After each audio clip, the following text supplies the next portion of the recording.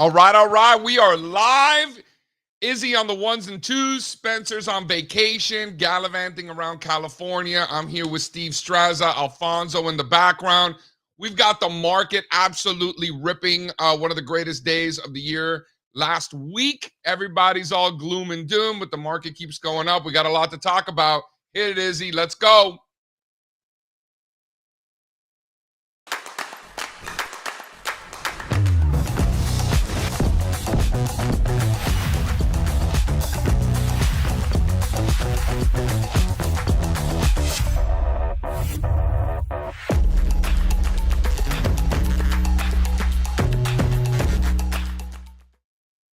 All right, ladies and gentlemen, welcome to the JC show.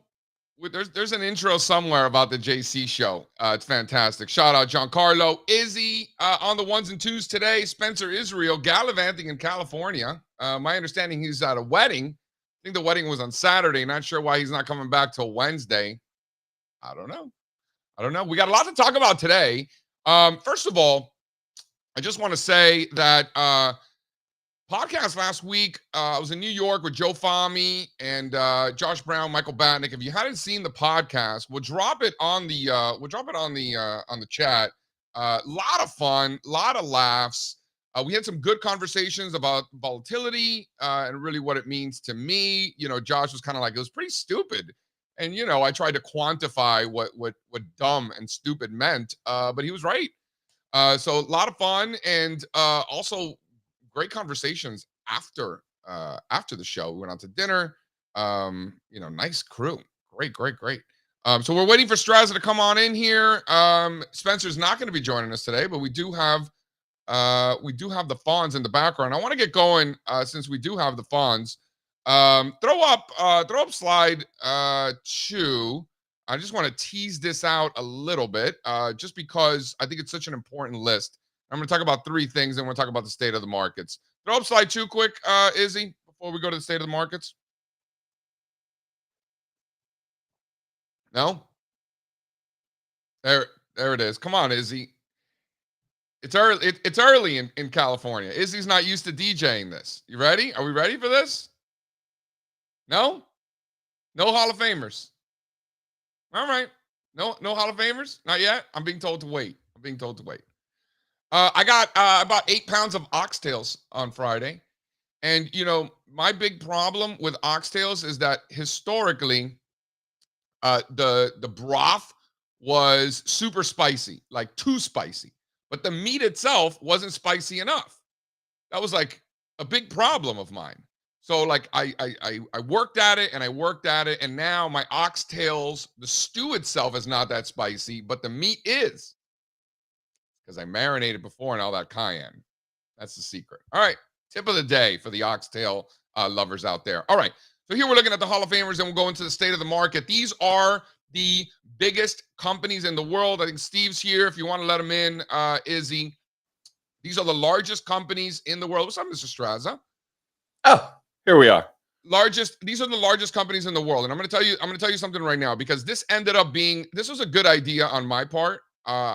I tend to have good ideas, but this ended up being even a better idea than I thought. And I'm going to explain, and then I'll let Steve chime in. Number 1, I figured, you know, the Dow Jones Industrial Average, 30 of the most important companies in the world. Great. But there are other stocks that maybe should be in the Dow, or maybe they're like maybe the next 30, but there's other companies that are arguably just as important, in some cases, maybe even more important than some of these Dow components. So we're like, all right, why don't we just get the largest 100 companies in America? And then we'll do the same sum of the parts analysis. And I think the answer was 100 wasn't enough. I think we went all the way to 150. Do I have that right? Is it the largest 150 companies in America? And so this was great, because if you get these names right, you're going to get the direction of the overall market right. You know what I'm saying? Like, these are the companies that are driving the market higher or lower. So from a sum of the parts, weight of the evidence analysis, this universe of stocks to me was really important. So we executed. We built the Hall of Famers. Great. Now here's what happened. As we're going through this process, yes, JC was right. We all agreed it is very helpful to gauge the market strength. But along the way, we ended up finding great ideas for trading opportunities because these are the most highly traded stocks in the world. So not only is it great for the analysis, it's also great for individual ideas and opportunities, right? These are the largest 150 companies in America. And then a third thing happened. If you're an options trader out there, this is an options trader's dream. Pretty much all of these names trade liquid options with very few exceptions. Pretty much all of them have a liquid options market. So even though the initial reason for the Hall of Famers was strictly for analysis purposes, just for market evidence, as it turns out, there are all these other benefits. What do you think about that, Mr. Strazza? I think it's great. This is one of the most important lists that we look at. Comment in the chat. That's a value list right there. We're never going to the moon. This is a growth heavy list. Just like the U.S. stock market. Is it though? Yeah. I haven't seen the actual breakdown of growth versus value, but you would say that this is growth heavy? For sure. Why wouldn't it mimic the largest 150 stocks in the S&P 500, which is growth heavy? I mean, I'm looking at I'm looking at real estate, healthcare, consumer defensive, industrials, healthcare, financials, healthcare, industrials, financials, consumer discretionary. Now, granted, to be fair, these are sorted by relative strength, and those growth stocks are just not at the top of the relative strength list. So there's that. But I'm seeing utilities, a lot of financials. Are you saying that it is this particular scan is growth? Is weak on the growth side because of the market environment, but if you take the 150 stocks, you think it's going to be that growth heavy? Yeah, it wouldn't be different from the S&P 500. Huh. Fonz, can we get a breakdown? I'm really curious now that you brought this up. I hadn't really thought about it. No, I'm serious. Matter. It doesn't matter for what we do, right? Because we're just picking the best stocks anyway. It's not an index for us, but it will be growth heavy. The largest companies in the U.S. Are growth stocks, right? So from a market cap perspective, they're going to dominate. And there's also mostly tech stocks as the big boys. So Fonz, run those numbers. Top 150. Let's see it. All right. So we go down about 61 billion these days for the top 150. One of the coolest parts about this list is you get to see when somebody graduates and joins us here in the Hall of Famers, Palantir, number 4 on this week's list, new entrant to the Hall of Famers universe with a cap. Welcome, Palantir. And we talk about that. We just talked about this last week, how nobody ever talks about it, but market cap is really the best and truest filter. And so that's all we're doing here. Market cap go up, makes JC happy. All right, let's hit the state of the markets. A lot going on.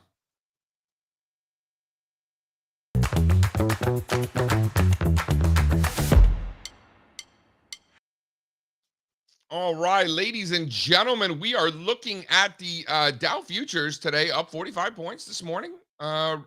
Right, just under 40,000 for the Dow. S&P futures up 0.25%. That's 13 handles, just under 5,400. Nasdaq 100 futures up 50 points. That's 1/3%. 18,700 or so. 30-year bond futures are flat, just under 123. Crude oil up over 1%, pushing 78. Copper back above 4. It's a big one. Copper back above 4, up 1%. That's a big one. Gold up again, pushing 2,500. Silver up 1%, 28 or so. And over in the old funny money land, Bitcoin back under 60,000 with some volatility yesterday for sure. Just a tad under 50,000, up 1.5%. Ethereum up almost 5%, pushing 2,700. Solana back under 150, up 5% on the day, 148 for Solana. Binance just can't get going. Slightly over 500, up 2% on the day. Total crypto market cap, 2.06 trillion, and Bitcoin dominant, still above 57%. So what stands out from the futures this morning, Mr. Strazza? Excuse me. Crypto's been dead. Crypto's been doing absolutely nothing. I think we can look at, the miners for an idea of kind of where people's heads are at for this space, because they were so well bid for a while before all the selling began. Something like Coinbase looks like, might be a short-term top. Maybe it scoops and scores, but this is the level right here around 200. So things are okay. They're holding ranges, but these charts need to break out for crypto. And then over in the stock market, you really still haven't gotten the evidence that we want that the market stabilized here, right? And I don't think any of us can say with conviction, oh, we're not going to retest the lows. We got a little bounce. little bit of follow through, but it's still just kind of like, meh. Can I tell you what I think about that? What? I'm gonna tell you anyway. Yeah. I think about this. I think about this a lot, right? And it's good that we do this because it's such a therapeutic exercise to actually be able to like think out loud. You got people watching, people chiming in, Strazza telling me I'm full of shit. Like this is really healthy, if you can imagine that. Yeah. You know, normally I would say almost always, I would say with volatility spikes like this, I would be looking for a retest. I would be looking for, maybe an undercut of the prior lows and fewer stocks making new lows, looking for a divergence of some kind. Normally, I would be doing that. Yeah. But that is always potentially towards the end of a massive correction, bear market. I mean, this wasn't that. The Dow Jones Industrial Average closed at an all-time high 7 days ago.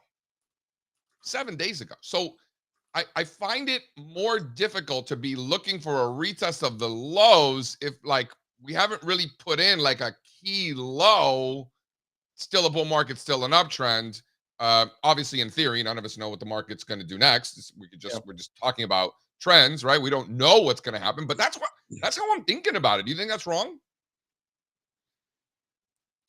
Yeah, we're not doing the same kind of work that we would be doing when we're trying to identify a major market bottom. I think that's what you're saying. Right? I'd be looking at how many stocks are making new lows. I'd be here talking about it, but there's nothing to talk about, you see.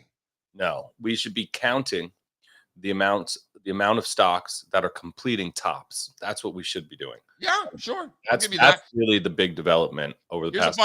Here's a fun fact. Both the NASDAQ 100 ETF and the S&P 500 ETF were both positive last week. Yeah. Fun fact. Both, you would agree, important indexes. S&P 500 and the NASDAQ 100, very important indexes. Both up last week. Financials up last week. Industrials up last week. Technology up. Communications up. Yeah. Yes, JC. I mean, yeah. After the selling that we had. The reason I'm saying this is I would argue that's pretty slightly surprising. No? Yes. Which to me is not a good feel, though. Right? We're sitting here like, oh, these things were up. It didn't feel like it. The tape has been no. Trust me, it felt like it. I just wouldn't have expected that coming into the week. It felt like they were up, obviously. In fact, they actually felt like they were up a little bit more than they were. But nevertheless, they got dunked on Monday. Period. What? The rest of the week was okay. They all got dunked on Monday. It did, down 2.5%, 3%. 2.5%, 3%. Is that big of a deal? It was the biggest move in years for a lot of these indexes that you're citing. All right, let's go to I got two Hall of Famers I want to bring up here. First of all, slide 3. This is one Goldman Sachs. What do you think about the next extension target, Strazza? nice mug. The next extension target is 666 for the evil empire. Is that? Do you not think that this is a simulation? Like, if you thought this wasn't a simulation, you're terrible. Just stop that. Stop what? Yeah. It's just math. It's not my fault that the next extension target for Goldman Sachs is 666. What does Howard call this one? I don't know. It's got all those funny nicknames. Squid. What is it? The vampire squid? Vampire squid, right? Yeah, vampire squid. This is the evil empire over on Broad Street back in the day, over by Stone Street. Then they moved. Yeah. But that building is still there. I think it's like a WeWork now or something. So I think the major banks should probably lead back to new highs first, right? They have been the leaders within financials. But man, these charts got holes blown in them. Like, you're looking at the weekly here, which is great. Those 3 candles from Goldman. Woo! And all the banks look that way. And now it looks like they're ready to roll over before even retesting the highs from July. So I think we'll have to monitor them all. Do you think 666 is coming for Goldman Sachs, Mr. Strazza? No. You do not think that? Not right now. Well, yeah, not right now. No, in this cycle. This trade is not. I don't think it's happening. I don't think it's triggering anytime soon. And what if we break out above those prior highs from the last couple of weeks? Then what? Then go for it all day. I was wrong. Okay. I don't think it happens. I don't even think it triggers. Got it. So you don't think it triggers, but if it breaks out above those highs, which it did close at a new all-time high like 7 days ago. I'm wrong. If Yeah. we were to break out above those highs, Yeah. then you're wrong and it's a go? I'm wrong all the time. No, I know. I'm reiterating how important it is for people to listen to what he's saying. Yeah. Like he has an opinion. He realizes that his opinion don't mean shit, right? Because if the market can just smack him and he'll be like, oh, yeah, we're buying Goldman Sachs, right? There are things that could happen between now and a couple months from now that could seriously change my mind. But for now, wait and see mode. So, by the way, I wholeheartedly agree with that. I agree with every word you just said. How about that? I think the next couple months, guys, are going to be pretty rough. Yeah. I don't. And then what about the next one? IBM. Here's IBM. This is International Business Machines, which is a hilarious name. Do you think that's a funny name? I think it's hilarious that we still talk about this stock, and that's in the Dow still. Well, it's pushing up against all-time highs. Are you not entertained? Go buy IBM. I dare you. You dare me to go out buy? I don't buy stocks below overhead supply. Nobody's buying this stock. Nobody's buying this stock. It's $176 billion market capitalization. So by definition, there are a lot of people that are buying the stock. Nobody even thinks about IBM anymore. I don't even know what they do. But isn't that a good thing? Do they still make computers? What are they doing? I have no idea what this company does. Don't want to know. When did the name International Business Machines start? Tell me you built the first computer without telling me you built the first computer, IBM. Yeah, pretty much, right? Oh my God, internet computer. Well, I think the name of the company before was there's interesting history here. In 1924, it became the leading manufacturer of punch card tabulating systems. Ain't that some shit? Does anybody still call it Big Blue? I'll take the under. Yeah, I think they're always Big Blue, but second to the real Big Blue, of course. But yeah, I think that's always going to be the. Why, you think GE is Big Blue? No, the New York Giants are the here we go. only original Big Blue. Isn't it funny that they named it International Business Machines in 1924? That's earlier than I thought. Ahead of their time. Ahead of their time. Ahead of their time. Yeah, a lot of that growth was priced in, I guess, right? Is that what happened there? Dawson's telling us that 5 years ago they led in patents. So they do patents still. Oh, shit. Yeah, they probably have a bunch of old school patents. Good call, Dawson. Good call. That's probably right. They've been around a while, right? Can we throw up slide 5? Here's one for you, Strazza. Here's one. Izzy, that's your cue to throw up slide 5. That a boy. This is great. Beautiful base. I think these are the kinds of stocks that we do want on our radar, right? Track them. If they break out, you can buy them. Absolutely. This is great. Do we prefer NASDAQ, the company, over NASDAQ, the indexes? You know, this is always a fun conversation when we do this, right? Like, do you want the FANG or the FANG, right? So this is one of those. I think right now, it's tough because I really want neither. I want NASDAQ the stock, not NASDAQ the index. Yeah. I want financials, right? So that would be the theme for me. I've been on here saying I think financials will be the place to be. That thesis has been shot in the foot for now. But I think if the market, gets a grip here and starts leading higher again, I think financials are going to be a great place to be. I don't know if tech will be a great place to be. Is this the tech of financials? I don't think so. It's not? Didn't we used to say that about the exchanges and stuff and the data providers? Yeah, I guess it's something like that. It's one of those. There's probably far more sophisticated tech plays within the financial sector. But yeah, sure. NASDAQ.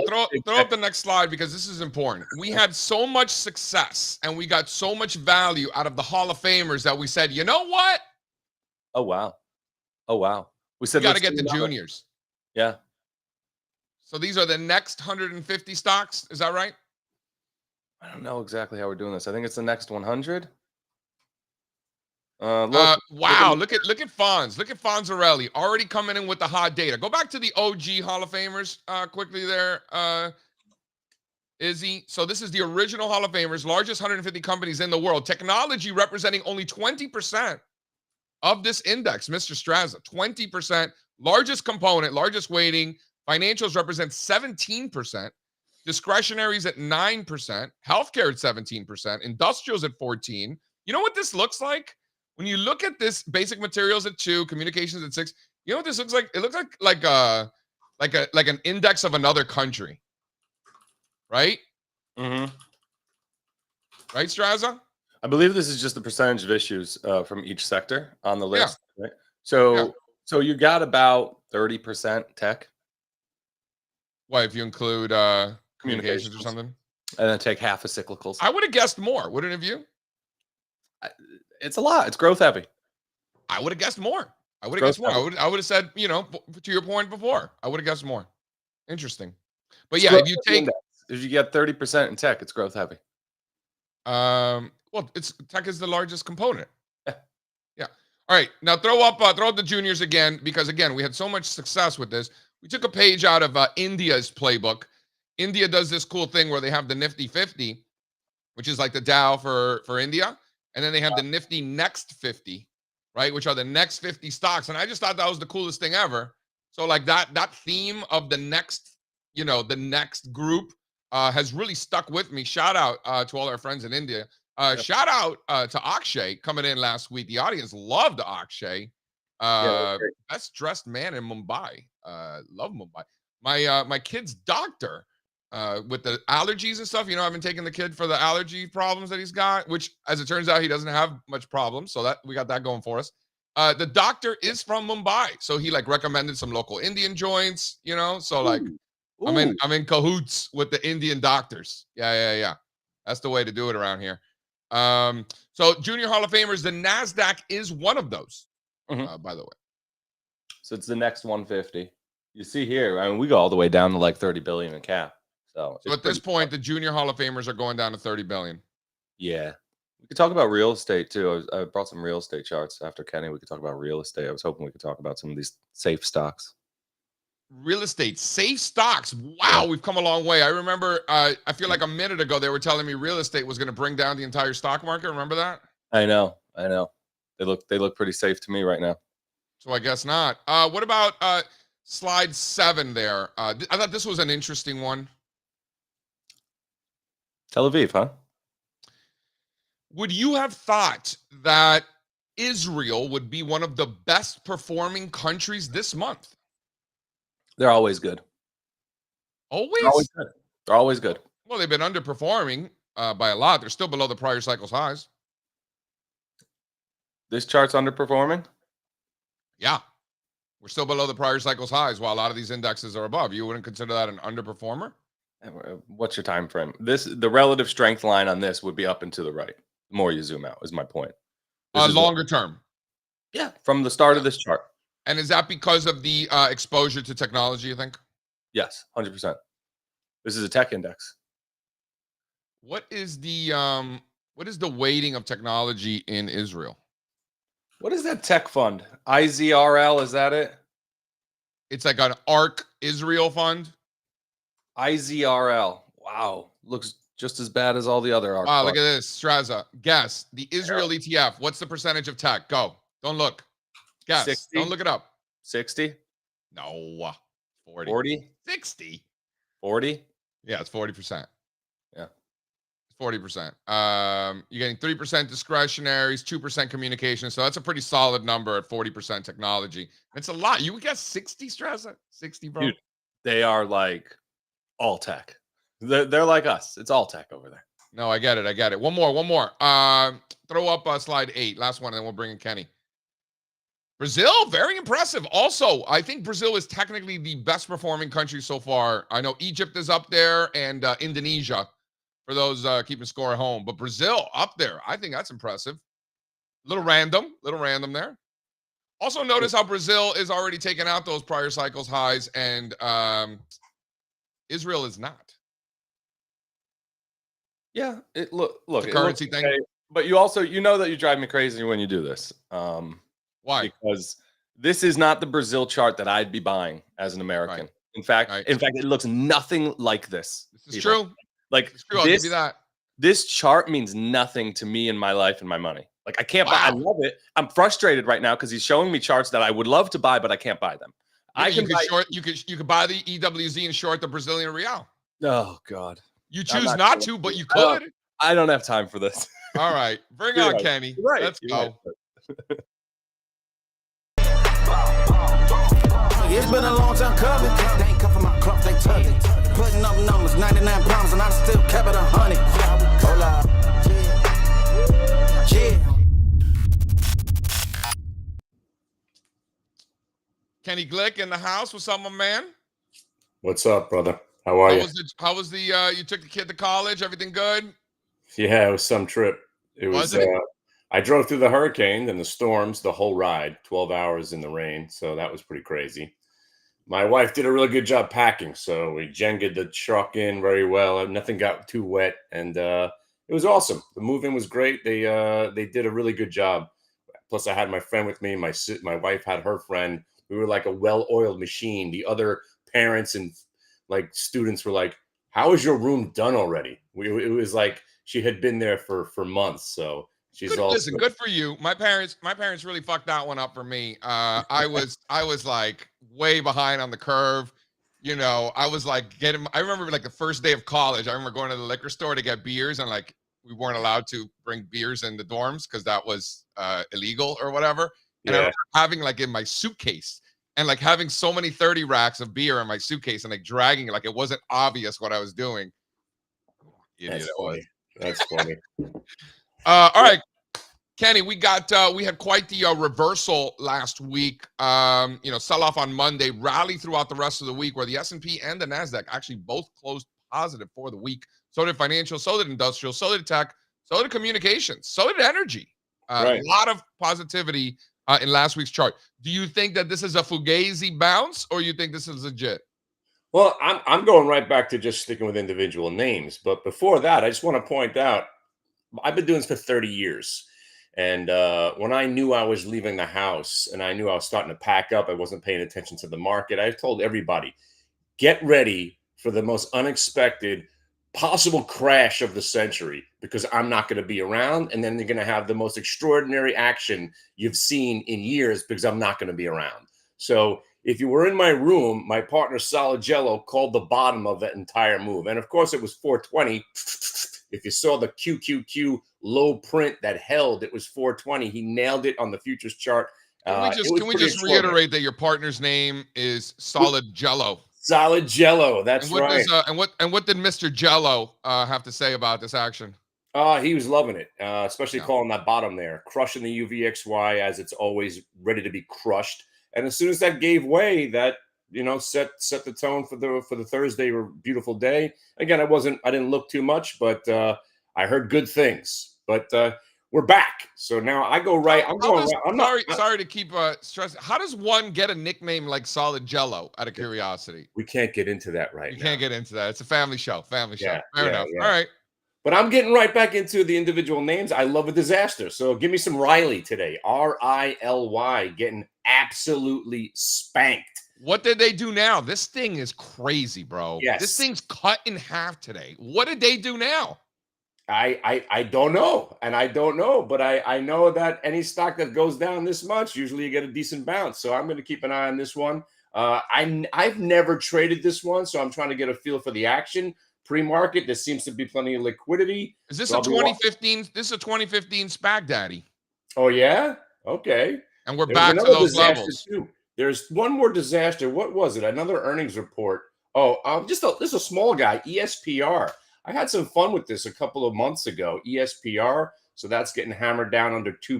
I'm going to see if they find any love around $2. But yeah, like I said, I'm going to go right back to individual names. I don't know whether this. Listen, we just went from 505 on the Qs to 420. We're right back at 451. I thought we'd have some trouble with the bounce above the 441 area, but we smashed right through it. So, as far as the Qs are concerned, the 441 was that May 31st area. So we got right above it. And, going back to that whole thing where the UVXY controls the market, listen, I don't know if we're going to have a volatility event like that again this year. But, again, I got completely I was on the wrong side of that. So I'm kind of still licking my wounds about that one. But I'm going to go right back to what I do best is these reversion trades on earnings reports. And we still got 2 or 3 weeks of earnings. So I love when they're getting hammered at the beginning of the day because there usually will be a bounce. So I'm gonna stick to those names. And as far as the Qs and UVXY, again, it's right now we're looking at that 450 area on the Qs. So if it holds the 450, we start building a base. Whatever happened last week will start to become a memory, a distant memory very, very quickly. I see somebody's asking about Jumama. Absolutely nobody's buying that stock. Down 50% on an earnings report. There's something more to it. I think it was the lack of earnings, I believe. In that report. 50% haircut on an earnings report is something that's beyond bad numbers. There's something wrong there.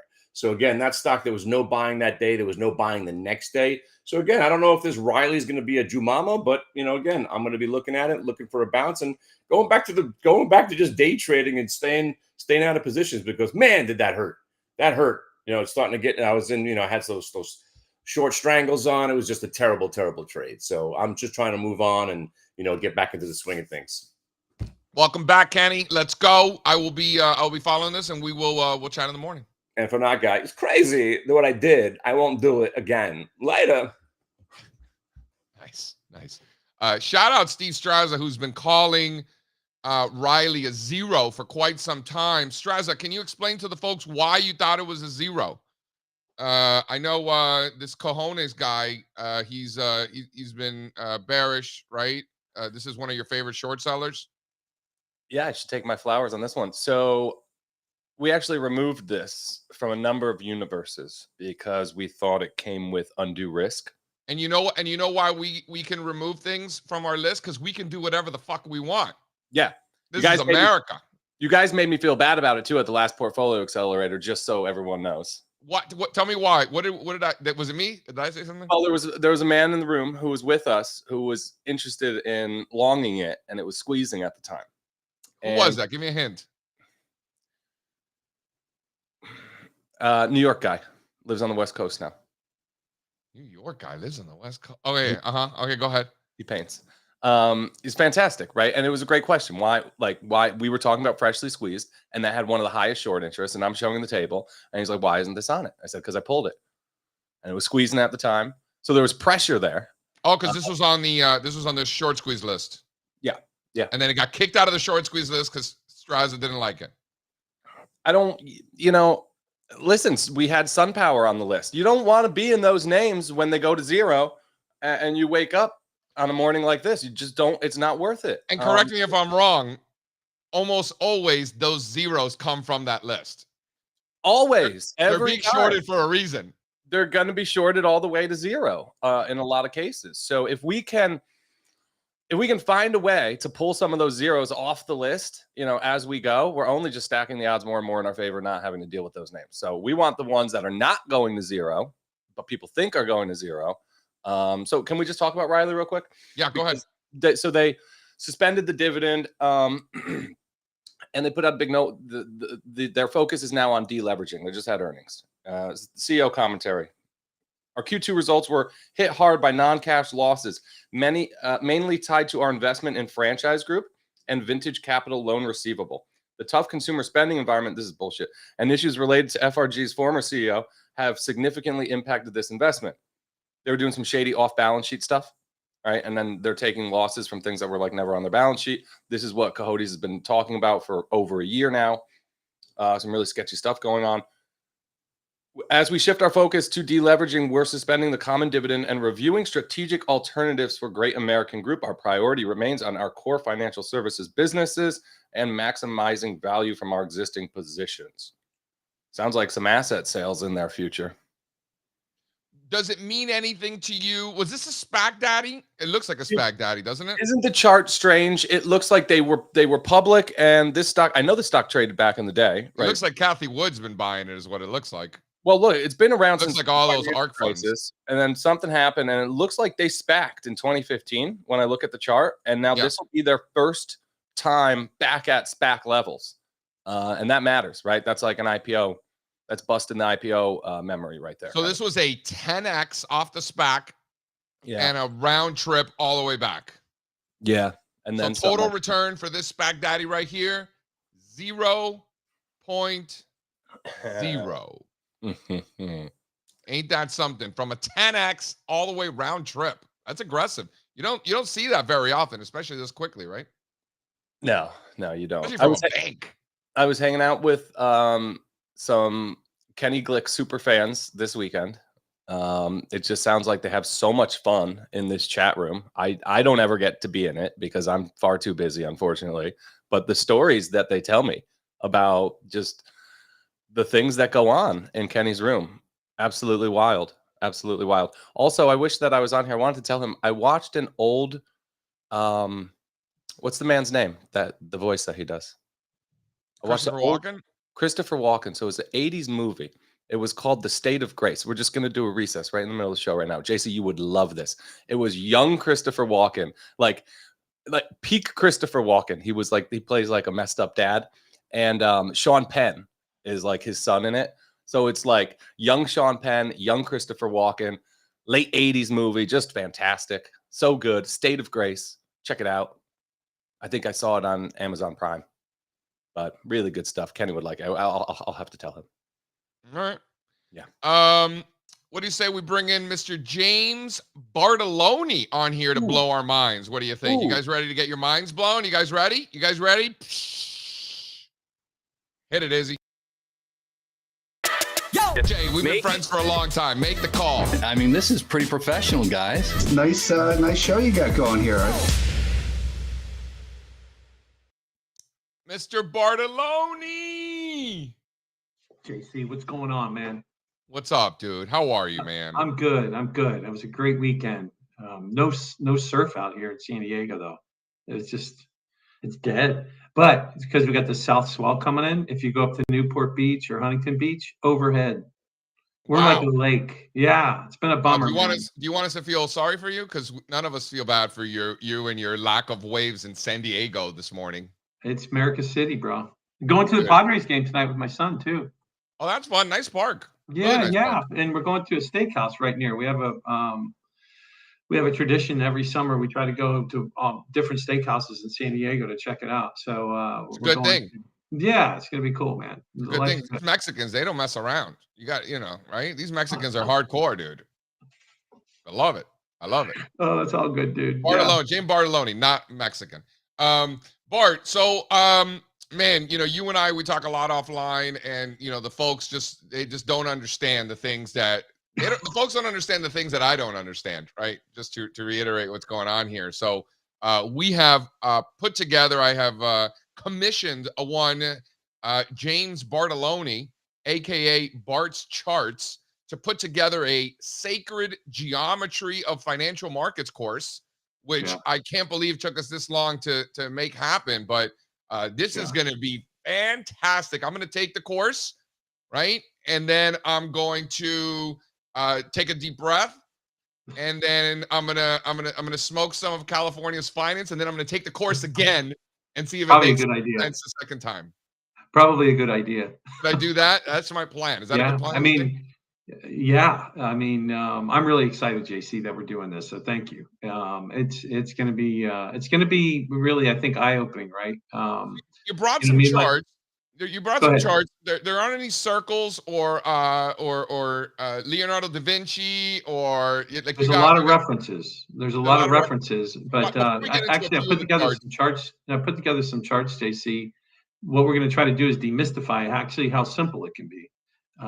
Before we get, can you tell the folks why the pyramids of Giza are the reason why the Dow Jones Industrial Average is going up?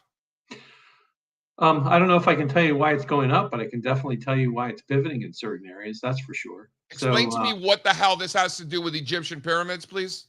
Well, we actually go into it in the course, right? So when you take a look at the Pyramid of Giza and you take a look at the whole Giza complex, what we actually talk about in the course is that it's based upon the geometry of what's called Metatron's cube. and Archangel Metatron is in lore and the Kabbalah responsible for all of the geometry in the 2-dimensional and 3-dimensional planes. So if you understand the geometry that's going on within that cube, then it's the same geometry that's occurring everywhere in this entire universe. And then it's going to be responsible for where we make these patterns inside our brain. So it's actually, once you see it, and that's what Ponch and I were going to talk about, the OODA loop. And what we're going to try to do in the course is just reorient you, right? Just change your orientation. The OODA loop is all about observing, right? So you observe stuff outside external factors, anything that's coming into your brain through its 5 senses into the 12 cranial nerves, right? And then once you've observed it, now you have to orient yourself. And what we're going to show is that within the markets, if you just reorient how you're looking at them, you'll be able to see these patterns much more powerfully. And all they're going to do, JC, right, is help you manage risk, right? You never know what's going to work or what's not going to work. In this case, we can show you a chart from the Dow Jones Industrial Average. It'll blow your mind. It's so simple why the Dow is topped where it topped. And well, you came on here. Hold on a second. You came on here. Do we have a date of when that happy hour with traders was? This was a long time ago, and you absolutely nailed it. Can we get the can we get this up on there? There you go. You absolutely nailed it. I've had Ricky on the squad here pounding the table about when Bartelloni is going to come back, because he nailed the top to the Dow Jones Industrial Average to the penny. Yeah. To the penny. You missed it by like 50 points. How dare you? You absolutely nailed it, Bartelloni. Yeah, well, what's interesting, JC, so we're not going to go into this in the course doing logarithmic equal octave scale of music projections, but we're going to go into another technique that was right in and around that area that actually nailed it completely. And it's simply the measured move. And if you just understand that concept of the measured move, and we talk about the importance of key numbers, right? So the all-time low in the Dow is 28.48, and don't quote me on it, but I think it was like 1896. That 28.48 has been it's been responsible for all of the major lows, the 1929, 1987, 2000, 2007 to 2009, even the 2020 crash. And so if you take that key node, that key number, that's how you get everything. And you can see this top coming in the Dow a mile away. And we back 6-7 months ago. So these patterns exist, and we can, just like the brain's a pattern prediction machine, we can make predictions on the market based upon where these patterns occur, and they'll either be an inflection or they won't. We got a couple of charts that we want to go through here, but there's one, Jamie Dimon, future president of the United States, future Secretary Treasury, current CEO of one JP Morgan Chase, in his most recent letter to shareholders, discussed the OODA loop, not to be confused with the oop-de-ooped from Varsity Blues, high school football movie. This is the OODA loop. And can you explain in simple terms for dumb people like me what the hell it is, why it matters for traders and investors of any time horizon? Why is Jamie Dimon writing about it? What's going on here? Yeah, it's a great question, JC. So when I learned how to fly fighters, right, we were taught. When you learn how to do what? Fly fighter jets, F-14s for the Navy, off aircraft carriers, right? We were taught the OODA loop. And really? We were taught it. This guy, John Boyd's brilliant. He's an economist major, and he's the one who actually came up with the design for the F-16 and the F-18 fighters, for fourth generation fighters against the Soviet threat. And this is not a guy who had a PhD in physics or anything, aerodynamics. It was economics. And what he came up with was the concept of the OODA loop, O-O-D-A. And like I was saying earlier, this is how we're creating our reality every microsecond of the day. We're observing, we're orienting, we're deciding, and then we take an action. And it's constant, right? It's constant. And your orientation will change, right? According to the outside factors that come into you. So then you have to reorient yourself, make a decision, and act. When we were flying, what we were told is you need to get into someone's OODA loop, inside it. And what we're talking about is turn rate and turn radius. So if you can get inside that person's OODA loop, then you can actually get inside and affect a kill shot when you're fighting someone one-on-one. But the other thing is you can get inside their head, right? So I always tell my son, probably a bad idea when I was teaching him how to drive a car, I'd always say intimidate with the nose.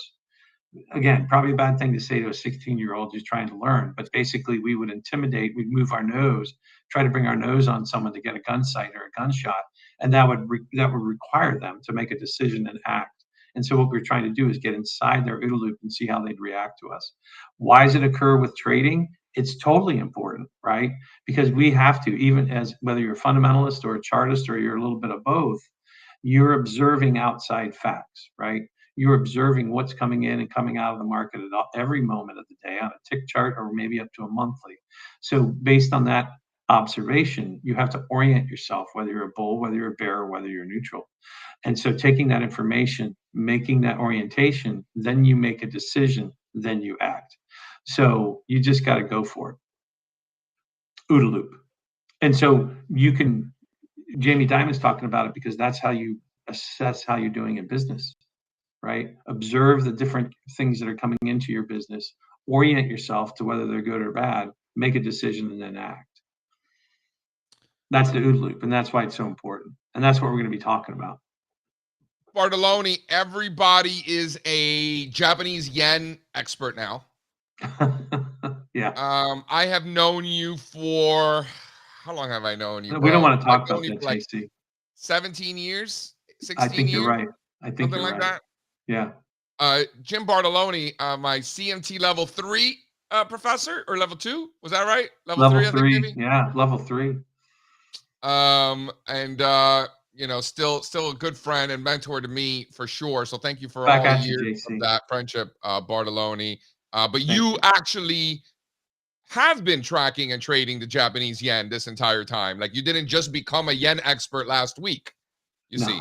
Right. No. So why don't you tell me a little bit about, I know we got some charts here. We can look through them. If I'm not going to trade the yen, I'm pretty sure I've never traded the yen, and I look at the yen every single day, and I have for decades. And that's It's very important. It's very important, right? Tell me why the yen matters to people like me who don't trade the yen. Yeah. So first off, I don't think people really give the foreign currency. I do, right? That's actually where I cut my teeth, was the foreign currency market. But I don't think they give the foreign currency market enough credit or really pay attention to it. So back when I learned, and again, this is 15, 20 years ago, the currencies, JC, I was told the fact was it took 90 days of every stock market, futures market, and bond market to operate continuously to equal 1 day of liquidity on the foreign exchange markets. So this is where the markets are really moving. I mean, this is the foreign exchange markets where it's at, right? So it's like $4 quadrillion. Yeah, it's silly. I mean, I don't even know how many zeros are in a quadrillion. More than you need, probably. I don't know, but it is the market, right? So on my blog, I think it was July 13th, the dollar yen, the Aussie yen, the euro yen, the Swiss yen, the CAD yen, they were all completing patterns, right, that we talk about in the course. And so with the yen has just been slaughtered for 15, 20 years or so. You can see as it was going down into the tsunami, and the interest rates are just crazy. So why it's so important is people are doing the yen carry trade, and it's been going on for a while, right? And as the yen continues to weaken, then that interest rate differential is a way to make, quote unquote, and here's the foot stomper, easy money. Until what? Till the liquidity dries up. So yen strength is something we need to be aware of. We need to watch really closely. And if you want to go to the next slide, I'll show you a little bit more of the projections in there. Zoom in there, Izzy. Can you zoom in so we can take a look at that chart? Nobody needs to look at Bartelloni. Yeah, that's cool, for sure, especially since it's early here on the West Coast. But so what we're going to talk about in the course is all those blue lines, and they're all projections. And so even the dollar yen was coming up to massive resistance. Now, Did I know that it was going to sell off like that? Absolutely not. You never do, right? But I knew we were coming up to significant resistance on the yen, which should, air quote, should put resistance into the stock market. But then you start going to the NDX, you start going to the Dow, a chart I have in here with the Dow, right? And they're all completing major patterns. So when you start looking at patterns, you don't know which is going to work and which is not, but it helps you make decisions when you hit these inflection points. So if the yen was going to just blow through this level, right, the dollar versus the yen, then all of a sudden you knew that the equities would just keep rolling, right? And so they didn't. The yen hit that level across the board, right? And then it hit almost simultaneously when all these sell patterns were occurring in the market. So you had a pretty good idea or probability that we are going to be going down and doing a much needed correction. And I think we talked about it. I'm looking to buy this. I think we still got a little bit more, but that yen top's a big deal. So we need to watch that really, really Throw closely. up the Dow there on slide 9. Izzy. And I love that you brought the Dow with you, Bartelloni. I get a lot of shit because I consider the Dow to be the most important index in the world. And people like to fight me on that. Why are you, throw up slide 9 for the Dow. Why are you bringing up the Dow? Why do you, of all people, agree with me while everybody else gives me shit for it? Well, you probably don't want to hear this. First off, I am not a fundamentalist, right? So I don't want to get too far out in front of my skis. I can talk patterns all day. But I mean, when we look at it, I'm also very still tapped in and involved with the current geopolitical situation that's occurring because of my background. And so the Dow, air quote, is the only game in town, right? We are on a precipice. The only game in town.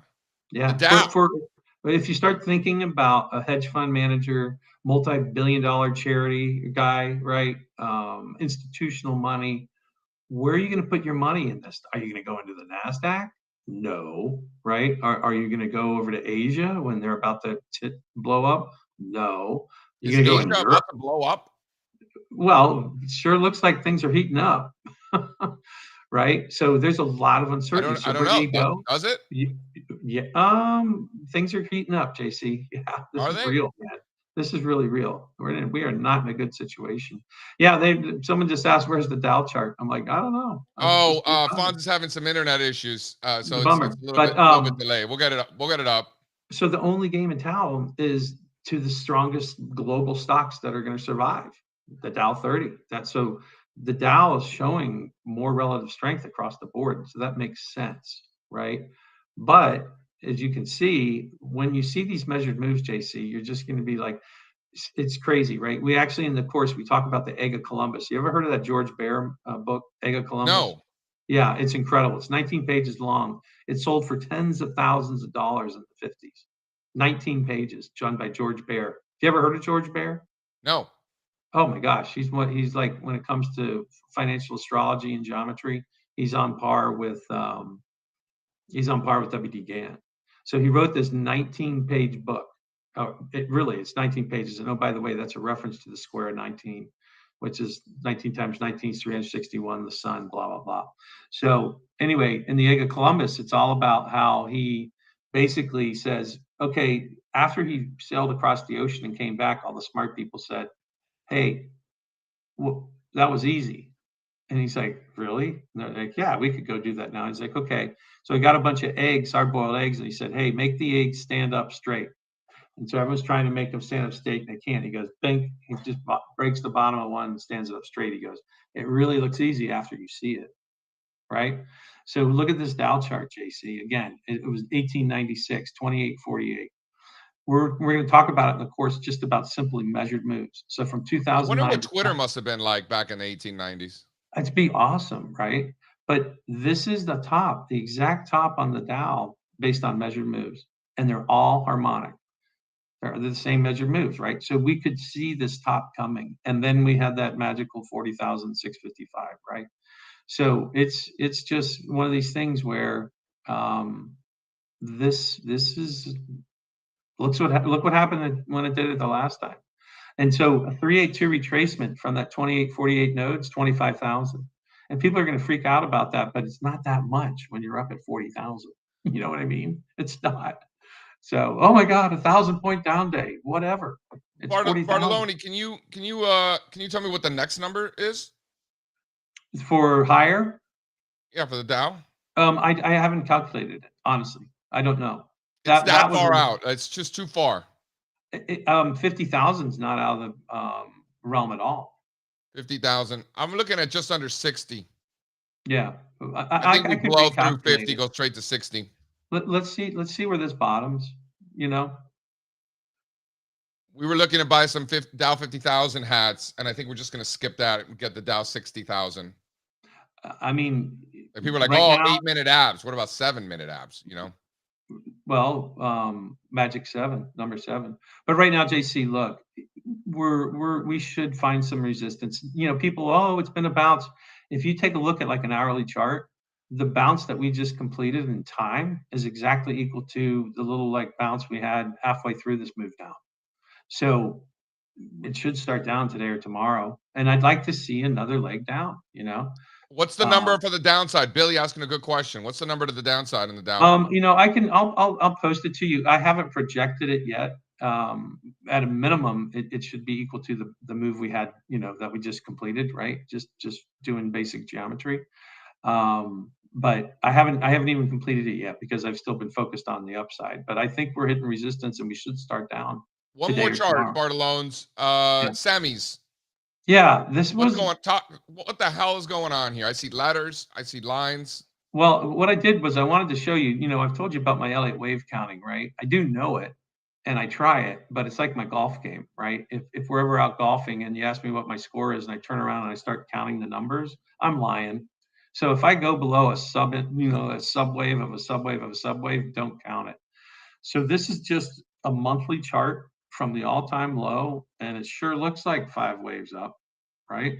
The only thing that would make this count wrong, I think, is we're either in a really crazy extended 3, and we're going to continue to parabolically go higher, or we're in extended 5th, and it'll blow through these targets. But we're hitting the projection, right? We're hitting the projection.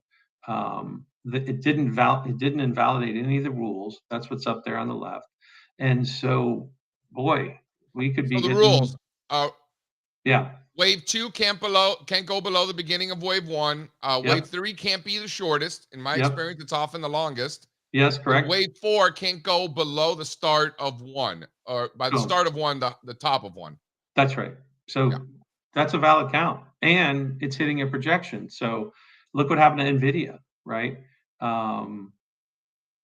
NVIDIA topped the same time this semiconductor. So again, we're hitting some long-term targets. We should be expecting some resistance here. That's all I'm saying, right? Is it a major top? I don't know. I'm never going to say that.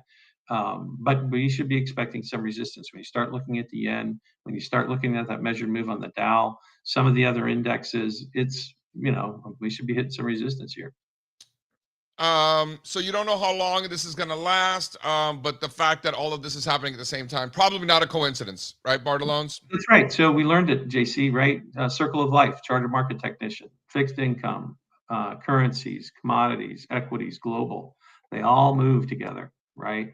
And so when it happens like this, it's almost like an orchestra. They all have patterns, right? They all are, and it's like, okay, we're at an inflection point. That's all. This is awesome, dude. Well, Mr. Bartalones, I appreciate you being here. Ladies and gentlemen, you're going to be hearing more about Bart shortly. I know the course was already recorded. I was supposed to get access to it. I still have not gotten access to it. Izzy, I know you're out there listening. Can you send me the link, please? And if you already did, I apologize, but I'm pretty sure that you guys did not.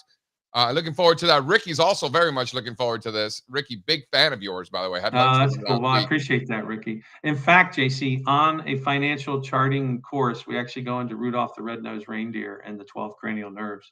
I can't tell you how not surprising that is. The fact that you are including Rudolph the Red-Nosed Reindeer in a conversation about the stock market. You guys might find that hard to believe, but I'd be surprised if something like that wasn't on the course there, Bartolome. How do you feel about that? Thanks, JC. For sure. All right, Bart. You guys are awesome. Jim Bartelloni, ladies and gentlemen. How about that?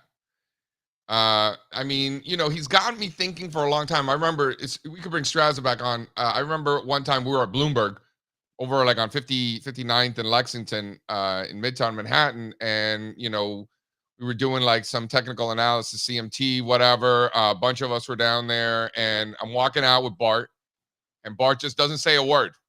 He just points up. Like he just points up and we're all like looking at the ceiling at the Bloomberg building. We're like in the basement. We're like looking at the ceiling. Like, what is this guy pointing at? Like, it's not really that fancy down here. Like, what are you looking at? He's like, Mercury is crossing Venus tonight. I'm like, what the fuck does that have to do with anything? Gotta short the soybeans. It's like, what? Short soybeans? Because of Mercury?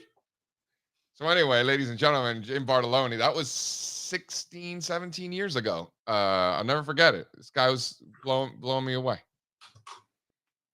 I wish you got to experience that, Strazza. I feel like your generation of CMTs and whatnot just weren't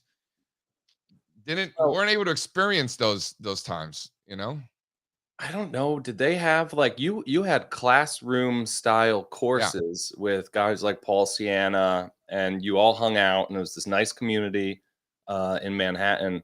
You're right. We didn't have that at all when I was learning years ago.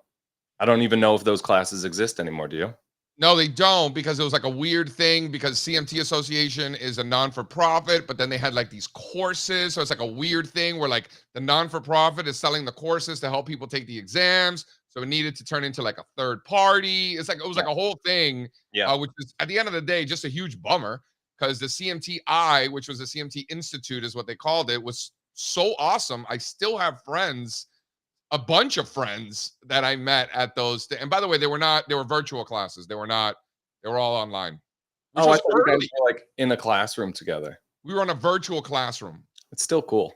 Yeah. We were in a virtual classroom, like a chat. And this is like 07, 06. So like that was pretty early, I feel like, for that sort of thing, right? Yeah. I remember I used to put it up on my plasma, like in my New York City apartment, and I had like this wireless keyboard. I was like way ahead of the game, dude. Oh, yeah. I'm telling you, way ahead of the game. All right, Steve Strazza here has some things that he wants to walk through. This is the Strazza Spotlight. Is that what this is? The Strazza Spotlight. What do you want to talk about here? Maybe it is, but what I'm trying to do here is I'm getting questions, and I know I'm going to get more. Like, what do you need to see, Strazza? What would make you happy and feeling less bear, right? Because a lot of bear out of me lately, and I know that. So I want to show some of the things that we've experienced. This is a good one. Start with the Russell 2000. This is a good one. Oh, this is different. Yeah. So this we talked about a few weeks ago, JC. Right. This we're doing a new scan with volatility compression, and the Russell 2000 actually was on it recently.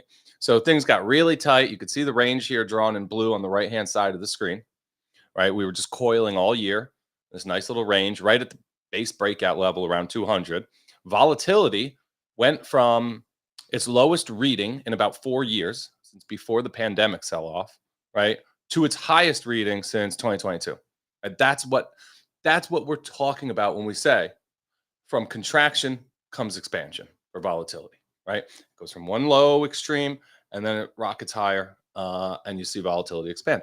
We said when we saw the price coming out of this base and volatility expanding with upward momentum in price, we thought, wow, we're going into an expansion phase. We're going to get a really nice reaction leg out of this base and the coil, right? Happened at the same time. And it's time for small caps to join the party. That failed miserably. And Russell 2000 got slammed back kind of in the box, back into the coil, drawn in blue. And it retested the base at about 200. If this breaks back down below 200, all bets are off for me. That would be huge. I'd be incredibly bearish. 200 has been a level for us for a long time. It's been the level for so long, right? Yeah.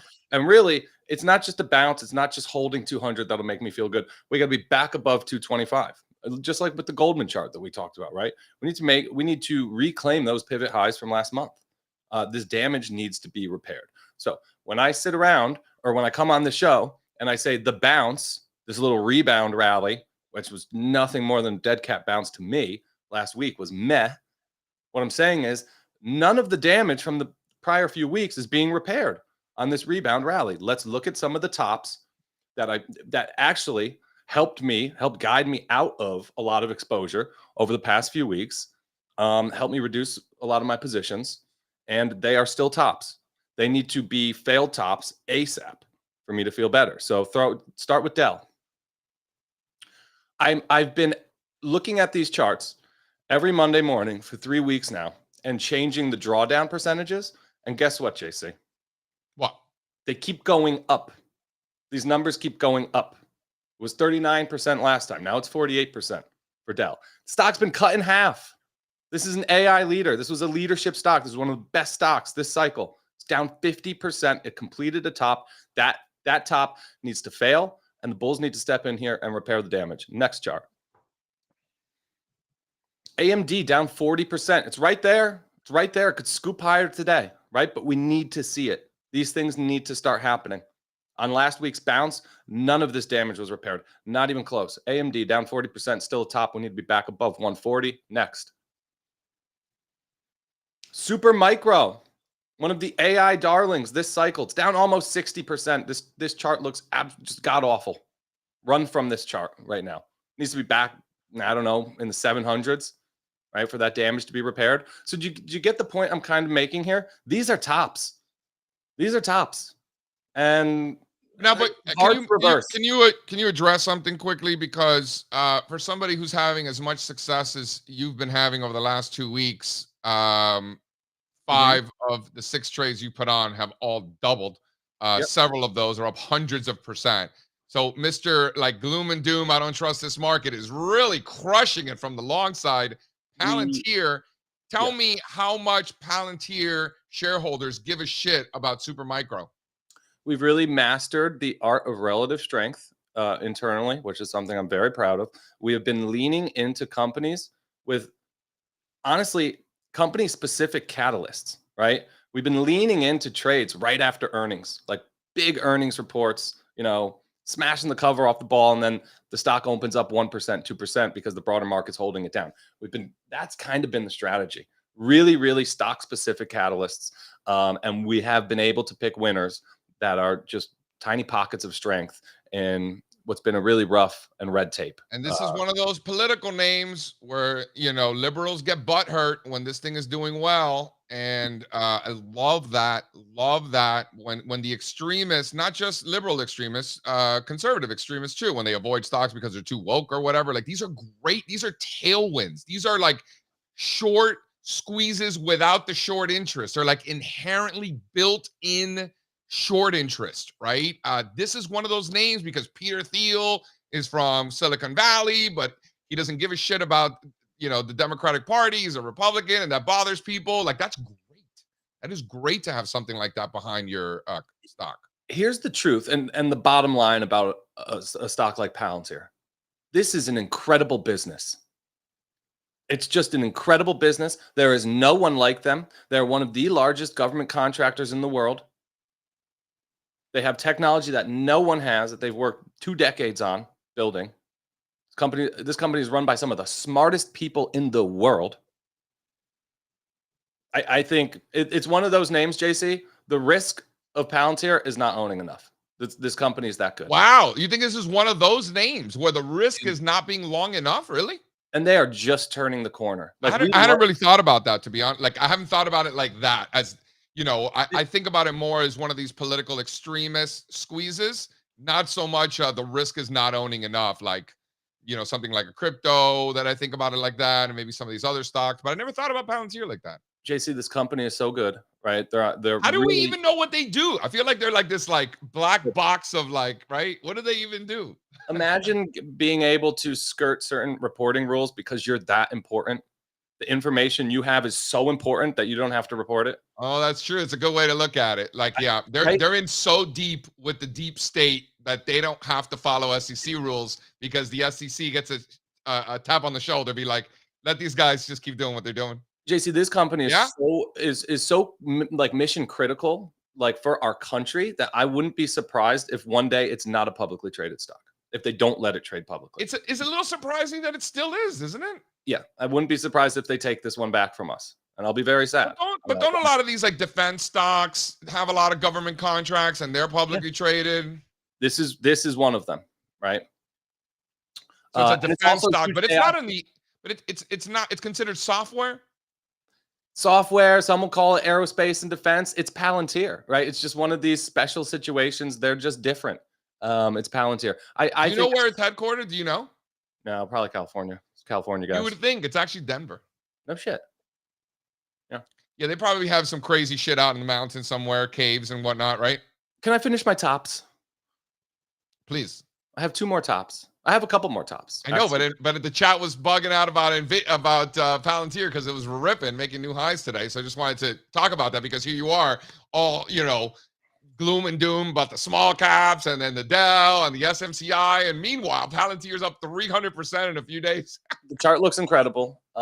We will continue to pick winners regardless of the environment or what kind of market is thrown at us, right? So that's a good example of that. I feel good about it. It's awesome. But these tops continue to concern me. Let's finish with the tech tops. Do the Lamb research of the Micron. Yeah, 41% on Micron. This is that .com bubble base. Like, what a beautiful chart when you zoom out. But right now, tactically, trend is broken. Down 40% in the middle of a bull market. Doesn't sound like a bull market to me. Lamb Research, one of the semiconductor equipment heavyweights, retesting the prior cycle highs. Big level, has to hold, but that's a top. It's a top for now. So when I look at these charts, I think best case scenario from a primary trend perspective is messy. It's sideways. Probably chop around here in this range. These stocks are all the way down to levels that haven't been seen since February. And here's the thing. You could step in and buy this here. I'm not going to, but you could. You totally could. Maybe you get blown out. You have a tight stop here, right? Maybe I'm totally wrong about what I'm saying. This starts to repair the damage, but I think this is rangy for a while now, probably a couple more quarters. So I think you could wait. I think if you do enter here, you're probably going to have to deal with some opportunity costs over at least the short term, maybe the intermediate term, right? So it's not that I'm saying all bets are off. You could pick your spots. You could, if you feel like, hey, I miss semiconductors, well, maybe this is a gift for you, right? A retest like this. But I do think that the tactical trend damage here is something that we have to monitor. Next would be regional banks. Like, we got to talk about the regional banks. This needs to get repaired too. Like, this was such a big development. Regional banks finally breaking out of this range, making some great progress, gave it all back in the box. Regional banks needs to be back above, 53, 54. We're right there. Again, these things could happen today. We need to start seeing them happening. Next would be copper. Throw up the Southern Copper. Like, these tops are everywhere. These need to not be tops. So it's not just tech is kind of the point that I'm making. I could draw you a top in Freeport McMoran or Southern Copper Co. also. Here's SCCO. This needs to not be a top.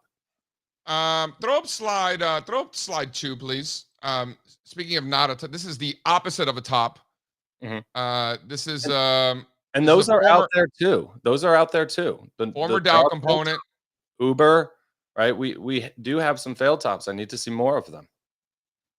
Throw up slide 2, gentlemen, please. Let Uber?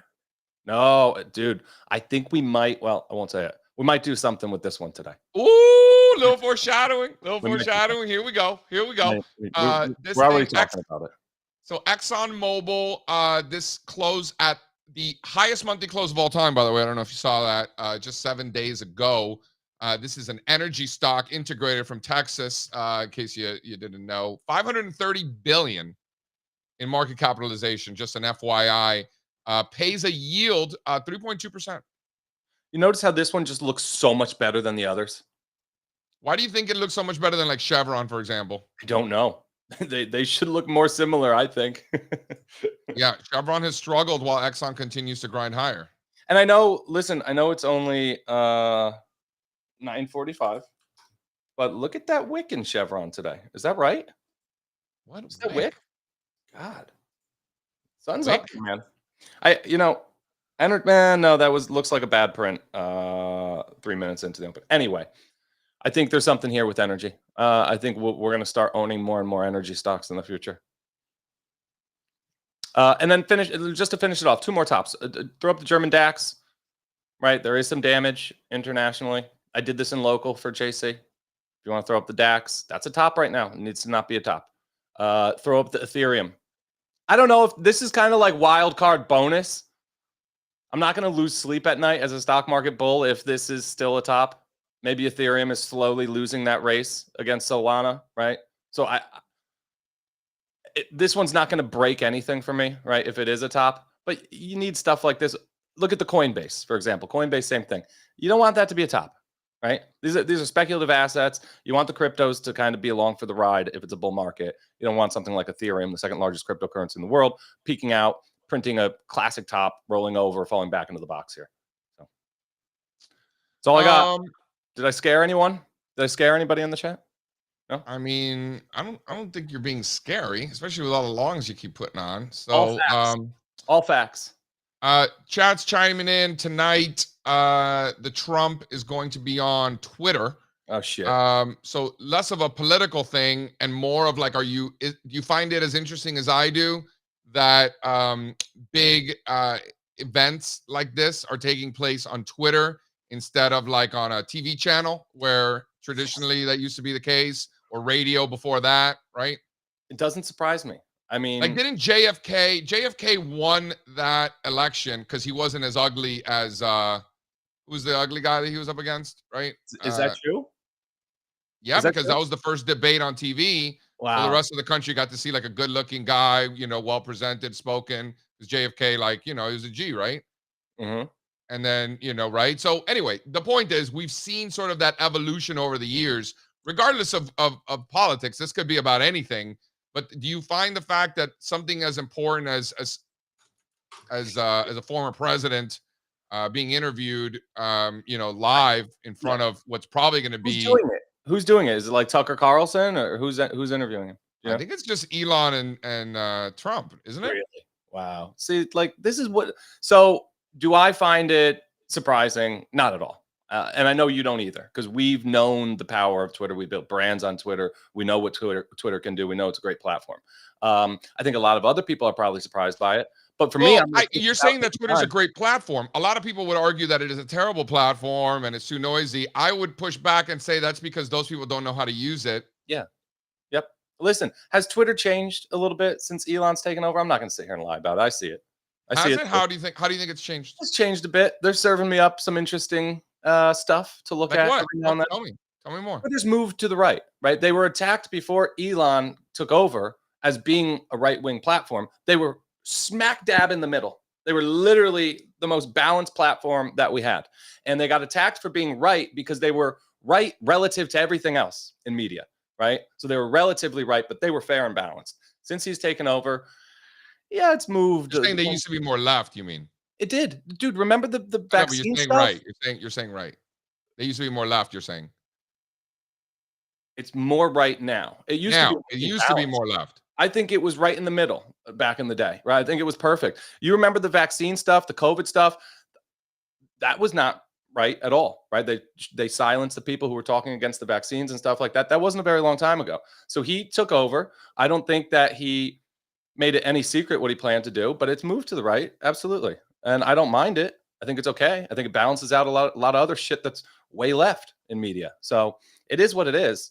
I think it's an incredibly powerful platform, and I think that they'll do more and more stuff like this in the future. I think it's great. I mean, Amazon's doing more stuff like this, right? Netflix is doing more stuff like this. Netflix did the Tom Brady roast live on Netflix. That was so cool, man. That was pretty impressive, right? So it's not just like a political thing. It's more just like a content platform thing, which I find very impressive. Very interesting. No one's watching live interviews on Facebook or Instagram. Nobody's watching live interviews or Facebook on Instagram. And honestly, the biggest stuff is moving from like old school TV channels and stuff like that. Because like, let's say this was like on CBS or something. Yeah. How would people even watch it? Like, where does one watch CBS? I'm making this up, but like, I watch it on the YouTube TV, but you're right. Like, let's say it was on ABC. Like, where is somebody going to watch ABC? Like, where does somebody go watch that now? I wouldn't even know. Yeah, absolutely. So, I don't know. Look, things are going to get really interesting here. What are we, 4 months out? 3 months out from the election? Woo-wee. Have you been watching the betting markets at all? I have. Do you think the rest of the world cares about the US election? Yes. Why? I don't know why, but people talk about it. We have a lot of international guys on our team. Why do you think the people around the world care? Because like For the United I'm States. curious. Because we're the United States. Like we're going to have an impact on everybody. Yeah. It's interesting. Are you going to watch tonight? I'm probably not going to watch. I'll Are you going to watch? I'll watch. Sometimes Begrudgingly. not. 8 o'clock. It's a little late for me. I'll be watching. I probably won't watch. Why do you say we do a little recess and hop out? No Spencer Israel today. Do it. Let's go. Hit that bumper.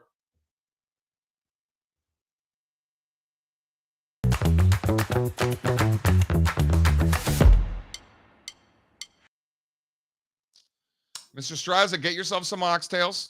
Mm-hmm. Give me a buzz. I'll walk you through it. Did you try the Tuscan chicken yet? No. With the spinach? My girlfriend is not here. I'm eating McDonald's for dinner every night. It's terrible. Oh, No one's here to feed me. Yeah, I'm like starving. It's terrible. My parents will be in town tonight, so we'll get some good dinner. Are you taking him to Louis? We're gonna wait. Try to go to Louis tomorrow night. Probably hang out somewhere on Stock Island tonight. Who's got the best Kong fritters in Key West? Oh man. So I would send people to the Raw Bar down at the historic seaport. It's right on the water. It's called the Raw Bar, and they're literally the best raw bar in town. You want to get your conch fritters there. They have a great happy hour too. You can bang some oysters, some clams, some shrimp, throw in some conch fritters. It's a great time. Yeah. You want to hear the most un-American shit I've heard in some time? This is some crazy un-American shit. You know that happy hour is illegal in the state of Massachusetts? What is wrong with them? That's some Elizabeth Warren communist shit right there. What are you talking about? How do you even? God. How? I don't know. Terrible. Absolutely. Terrible. George Washington is like rolling over in his grave. Thomas Jefferson. Could you imagine? Happy hour illegal in the state of Massachusetts. So I got an interesting one. That's sad. That makes me sad. That hurts my heart. For a long time now. I think since like the 80s or something. Happy hour is one of the best hours of the day. Definitely. Period. So I was at a buddy's house, one of my golf buddies. He had a little pool party barbecue yesterday. So there's a neighborhood. It's in Summerland Key. It's called Summerland. What a beautiful name for a town. It's called Airport Drive. So he does not have a plane, but one of our other buddies is an ex-fighter jet pilot, right? And what it is there's houses on one side, there's houses on another side, and there's an airstrip, a landing strip right in the middle. And all of these homes don't have garages. They have hangars. So their bottom floor is a hangar, and people are just flying private jets, boom, boom, right into Airport Drive. They park their plane, they land their plane, and then they drive it right into their garage or hangar and park their little private jet. That was really fun to see. Like we're in the pool and cooking burgers, and you just see these little jets coming in, landing, and then kind of driving right into there. I said, what a life, you know? I've never seen anything like that. So I thought I wouldn't trust myself flying a plane. Crazy. These tiny little things, man. Oh my God. And we know so many pilots. Like Bartelloni was a Top Gun fighter pilot. Yes. So like that's right. a little bit different. That's a little more dramatic. That's right. We got Jeff DeGraff who comes on here. He flies. Brett Conrad. David Keller, Brett Conrad is flying all over the place. I couldn't do it. I'm sure it's exhilarating. I'm sure it's absolutely amazing. I would lose my mind. I would have an anxiety attack up there in the plane. I would crash. It would be terrible. I could never. I wouldn't want to fly a plane. Couldn't do it. Yeah, I wouldn't want. And fly my own family. Oh my God, could you imagine flying my own family? I would never. No, I can't even do it. Okay, Ryan Health coming in here. Bringing in Ryan Heath coming in, bringing the Heath. Massachusetts joined by Alaska, Indiana, North Carolina, Oklahoma, Rhode Island, Utah, and Vermont. No happy hours. Wow. What kind of depressed? This is the first I've ever heard of this. I had no idea that this was going on. The only reason I heard about this is because there's like a movement to bring happy hours back to Massachusetts. Well, I'm like, what do you mean back? I feel safe knowing that nothing like that could ever happen in my state. Zero chance that it would ever happen. Also, shout out Yosel Square. It's right there where I was yesterday. That would be Cujo Key. Square Group is great. We got That's two where my of them. uncle's house is in Cudjoe. And they're opening a new one, downtown, I think on Duval or right off Duval. So that'll be the third restaurant. Really, really interesting story there. If you go into the restaurant, they have all pictures up on the wall of how they found a brick of cocaine in the ocean, and they used that to basically start their restaurant. So that's why they're called the Square Grouper. A little interesting Keys history. Last thing, if you are in the Toronto area, we are going to be going to happy hour this Thursday in Toronto because they haven't disallowed that there, you see. So we are going to take advantage of that, and we are going to have a happy hour. It's going to be very happy, and we're going to be drinking alcohol in good old Canada, eh? And just to be clear, everybody, full disclosure, we are not for drunk driving. And that's not what we're saying, but we are very pro happy hour. Drunk driving? Who right? said that? It's nothing to do with drunk driving. We're talking about being pro happy hour. Okay?